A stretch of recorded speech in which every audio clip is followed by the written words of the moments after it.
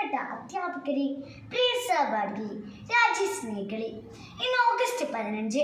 ആകാശത്തിലെ മേഘങ്ങൾക്ക് പോലും ത്രിവർണ്ണത്തിന്റെ നിറമുണ്ട്. 79 വർഷം മുമ്പ് ചിങ്ങലകൾ പൊട്ടിച്ചെറിഞ്ഞ ആ ദിവസം തന്നെ ഇന്ന് നമ്മൾ ആഘോഷിക്കുന്നത് ഇന്ത്യയുടെ 80ാം സ്വാതന്ത്ര്യ ദിനമാണ്. 79 വർഷം, ഒരു മനുഷ്യന്റെ ഒരു ജീവിതകാലം. ആ കാലത്തിനുള്ളിൽ നാം പട്ടിണിയിൽ നിന്ന് പട്ടുനൂലിലേക്കും കത്തിയിൽ നിന്ന് കമ്പ്യൂട്ടറിലേക്കും നിലാവ് കാത്തിരുന്ന കാലത്ത് നിന്ന് ചന്ദ്രനിൽ ചവിട്ടിയ കാലത്തേക്കും നടന്നു. ഇന്ന് ചെങ്കോട്ടയിൽ ഉയർന്ന പതാകയ്ക്ക് കീഴെ അണിനിരക്കുന്ന ഓരോ ഉപകരണവും സ്വദേശത്ത് നിർമ്മിച്ചതാണ്. നമ്മുടെ സൈന്യം ഇനി മറ്റൊരാളുടെ കയ്യിലേക്ക് നോക്കുന്നില്ല. ആത്മനിർഭർ പ്രതിരോധം, അതാണ് പുതിയ മന്ത്രം. 60യുടെ പരീക്ഷണങ്ങൾ നടക്കുന്നു. സെമി കണ്ടക്ടർ മിഷൻ മുന്നേറുന്നു.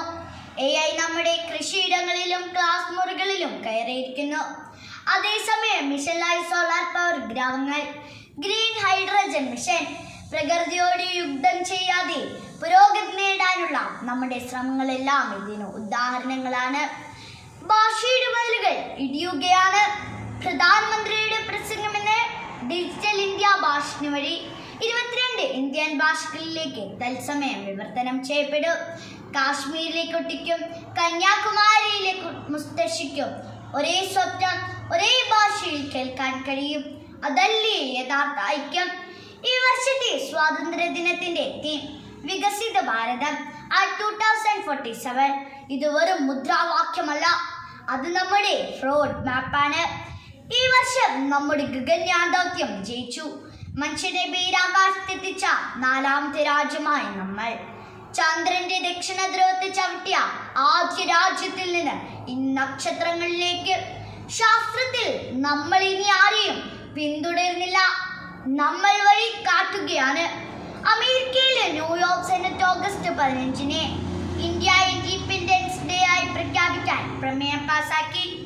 200 വർഷം നമ്മെ ഭരിച്ചവർ നമ്മുടെ ജനാധിപത്യത്തെയും ഗാന്ധിയുടെ സമാധാന സന്ദേശത്തെയും ആദരിക്കുന്നു. ഇന്ത്യ ഇന്ന് വിശ്വഗുരു എന്ന വാക്കിന് അർത്ഥം കൊടുക്കുകയാണ്.